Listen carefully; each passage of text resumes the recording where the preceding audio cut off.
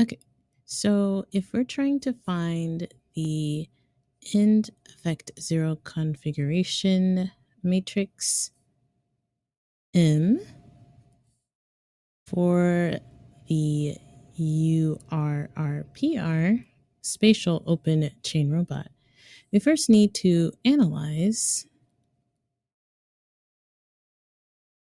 You need to first analyze the transformation of the robot when all joint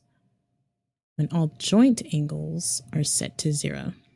So the 0 position. So